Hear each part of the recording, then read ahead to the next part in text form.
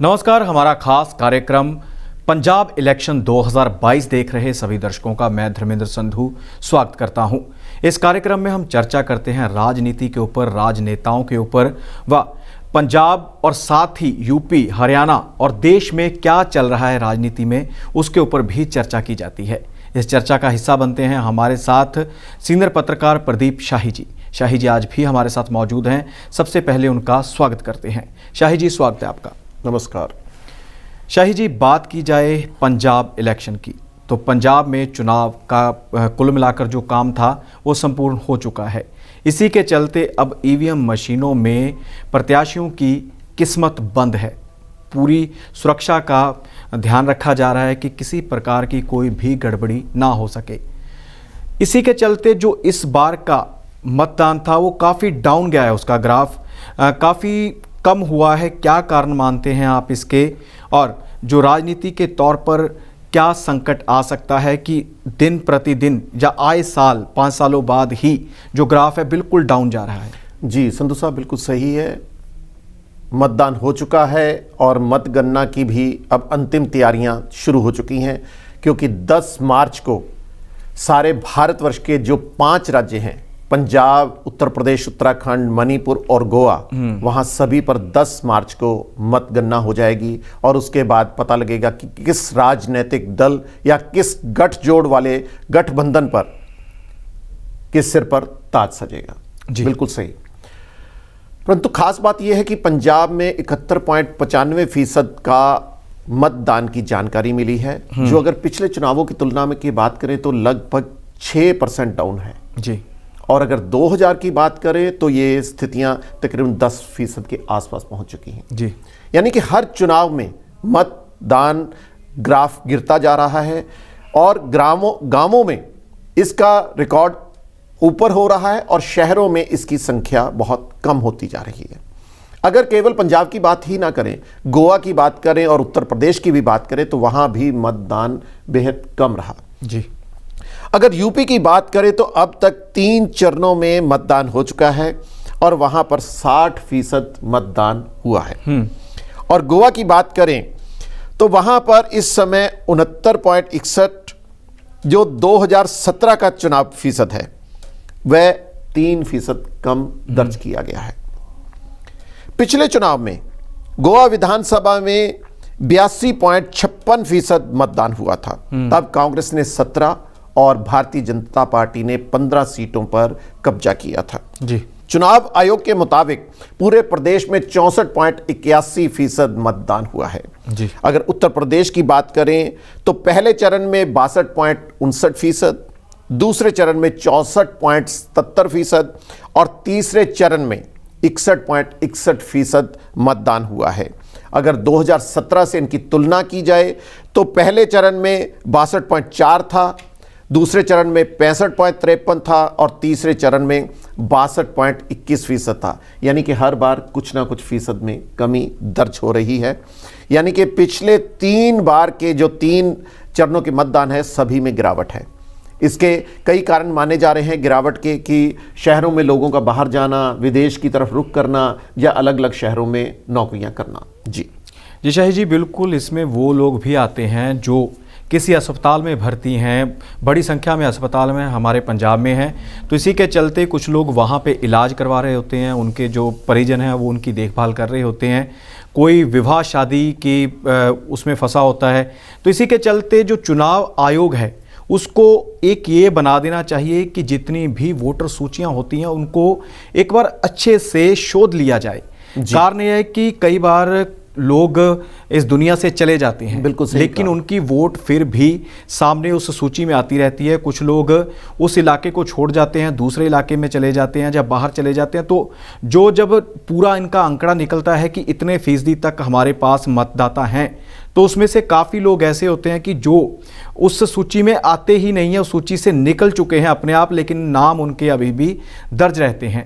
तो इससे एक तो बड़ी बात यह हो सकती है कि जिस प्रकार से किसी मृतक की यह वोट अभी तक उसकी चालू है लेकिन वो डाल नहीं सकता क्योंकि वो इस दुनिया में नहीं है, तो उन वोटों के ऊपर जाली वोट डलने का खतरा भी रहता है। संधू साहब, इसमें एक चीज़ और भी मेरा ख्याल सामने आ रही है कि मीडिया कर्मचारी जो मीडिया एम्प्लॉइज़ हैं, चाहे वो प्रिंट चैनल के हैं, चाहे वो इलेक्ट्रॉनिक के हैं या सोशल मीडिया से संबंधित हैं, उनकी संख्या में भी सभी राज्यों में कई हजारों में होगी।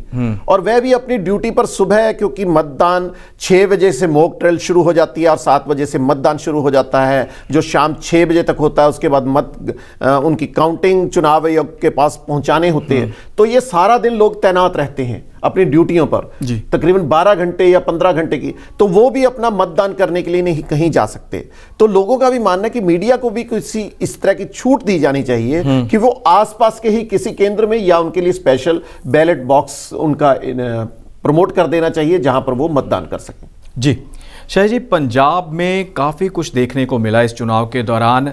जिस प्रकार से शांतमय ढंग से लोग कतारों में अपनी इंतज़ार करते दिखाई दिए कि वोट कब डालें, काफ़ी उत्साह था लोगों में। तो इसी के चलते ही कुछ ऐसे बूथ भी थे जहां पर काफ़ी जो हालात थे वो तनावपूर्ण हो चुके थे, गोली तक चल गई। और कई बड़े आगू हैं और कई बड़े नेता हैं, दिग्गज नेता हैं, प्रत्याशी थे इस बार, उनके ऊपर केस भी दर्ज किए गए हैं। यहाँ तक कि फिल्म अदाकार सोनू सूद भी नहीं बच पाए। जी बिल्कुल, आपको बता दें कि मालविका सूद, जो कि सोनू सूद की बहन है, वो कांग्रेस की ओर से मोगा से प्रत्याशी हैं। वहां पर सोनू सूद पर लोगों को प्रचार के दौरान, यानी कि जिस दिन मतदान था उस दिन भी प्रचार करने का आरोप लगा। और वो धारा 144 लगी हुई थी कि किसी भी वाहन में 4 से अधिक लोग नहीं बैठ सकते थे। परंतु उनकी एंडेवर गाड़ी में कई लोग थे जो राज्य से भी संबंधित नहीं, मुंबई से बताए जा रहे थे। इसलिए एसडीएम की ओर से कार्रवाई करते हुए उनकी गाड़ी को भी जब्त कर लिया गया। परंतु सोनू सूद ने इन आरोपों को खारिज करते हुए कहा कि वह इस तरह का कुछ भी नहीं, कोई प्रचार नहीं कर रहे थे, वह तो अकाली दल की ओर से पैसे बांटने की कार्रवाई को रोकने के लिए वहां पर गए थे। इस तरह की घटनाएं भी सामने हैं। वहीं इसके अलावा कांग्रेस के पूर्व प्रत्याशी, जो इस समय भाजपा के प्रत्याशी हैं, राणा गुरमीत सोढी, उनके ऊपर भी केस दर्ज हुआ है। इसके अलावा कांग्रेस के परमिंदर सिंह पिंकी, उनके ऊपर भी जेड सिक्योरिटी के साथ मतदान केंद्र में शामिल होने की या अंदर पहुंचने की मामले पर केस दर्ज हुआ है। इतना ही नहीं, इनके अलावा रिनबा, जो अकाली दल के नेता हैं, उनके बेटे और उनके भतीजे पर भी केस दर्ज हुआ है। इस तरह की स्थितियां काफ़ी चिंताजनक है, क्योंकि अगर बड़े नेता ही सही सोच और लोगों को सही दिशा नहीं दिखाएंगे तो वो नेता कहलाने के लिए भी कहीं ना कहीं वंचित रह जाते हैं। जी बिल्कुल शाही जी, जिस प्रकार से अपने पद का इस्तेमाल करते हैं लोग, वो गलत है। बात की जाए बैंस ब्रदर्स की, जी सिमरजीत सिंह बैंस और बलविंदर सिंह बैंस है, जब वो अपना मतदान करने पहुंचे थे तो सामान्य कतार में लगे हुए दिखाई दिए और उन्होंने किसी प्रकार का ये अपना रोब नहीं झाड़ा कि हम लोग तो पहले से एमएलए, हम कतार में क्यों लगे। वहीं पटियाला के डिप्टी कमिश्नर हैं हंस, वो भी संदीप हंस जी, वो भी लाइन में लगकर जाकर अपने मत का इस्तेमाल कर कर वापिस आए थे। तो यहाँ पे ये भी बता दें कि राणा सोढी भाजपा का हिस्सा बन चुके हैं, भाजपा की ओर से उन्होंने चुनाव लड़ा है।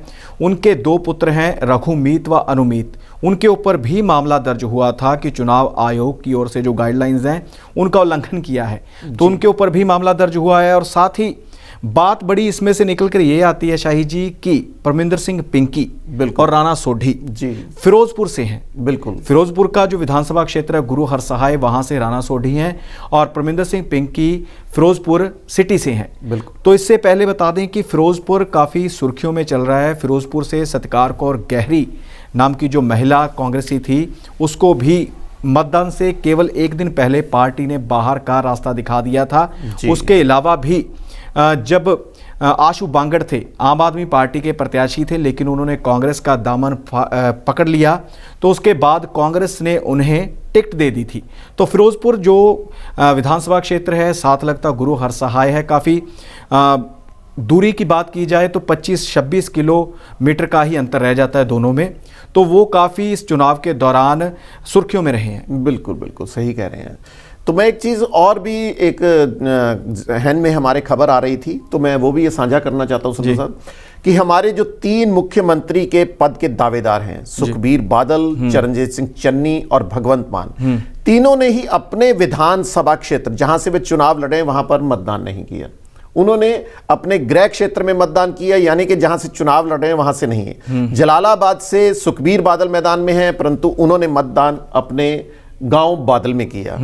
वैसे ही भगवंत मान जो धुरी से इलेक्शन लड़ रहे हैं, उन्होंने मतदान मोहाली में किया। बिल्कुल।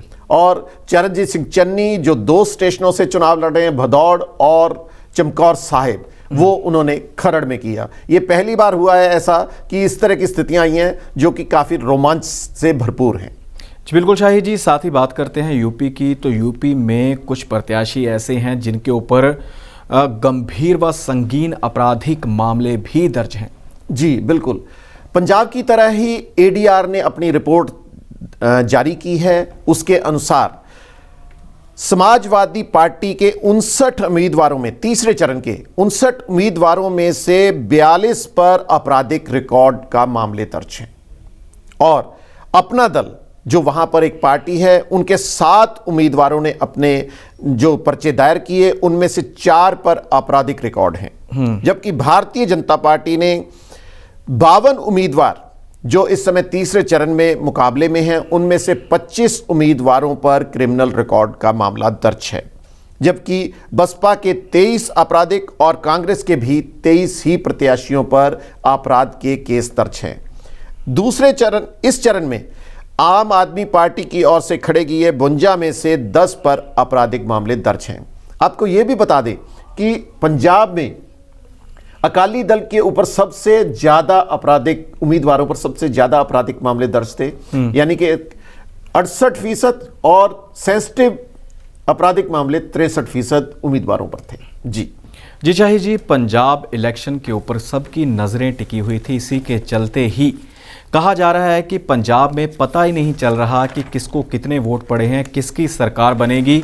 यहाँ तक कि हमारे केंद्रीय गृह मंत्री हैं अमित शाह, वो कह चुके हैं कि पंजाब के बारे में कुछ भी अंदाज़ा नहीं लगाया जा सकता, केवल ज्योतिषी ही बता सकते हैं कि पंजाब में किसकी सरकार बनेगी। जी बिल्कुल सही कहा, क्योंकि अगर मालवा क्षेत्र की बात करें तो वहां पर मतदान बम्पर स्थिति में दिखाई दिया है, जबकि माझा और द्वाबा में परसेंटेज काफ़ी डाउन रही है। अगर ओवरऑल अगर मालवा में भी मत फीसद कम हो जाता तो शायद ये 3 या 4% का जो मतदान कम है, शायद वो बहुत ज़्यादा संख्या में डाउन होता।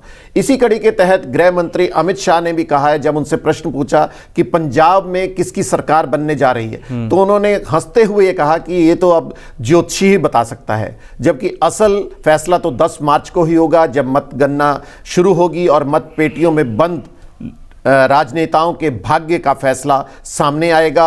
ये देखने वाली रोमांच से भरी स्थितियां हैं कि आखिर किस सत्तारूढ़, कौन सा दल पंजाब के ऊपर सत्तारूढ़ होगा, या फिर एक बार यहां पर गठबंधन की सरकार होगी। ये आने वाला समय ही बताएगा। जी शाही जी, आप कार्यक्रम का हिस्सा बने, आपका बहुत बहुत धन्यवाद है। जी धन्यवाद। साथ ही हमारे दर्शकों का भी धन्यवाद है जो इस कार्यक्रम को देखते हैं। दर्शकों से हमारी गुजारिश है, अपील है कि इस कार्यक्रम को ज़्यादा से ज़्यादा लोगों तक पहुंचाएं भी। इसका लिंक बनाकर अपने सगे संबंधियों के व्हाट्सएप ग्रुपों में ज़रूर भेजें, ताकि और लोग भी हमारे इस कार्यक्रम के साथ जुड़ सकें। सो इसी प्रकार कल इसी तरह की और मुद्दों पर चर्चा लेकर हाजिर होंगे। फिलहाल इजाज़त दीजिए, धन्यवाद।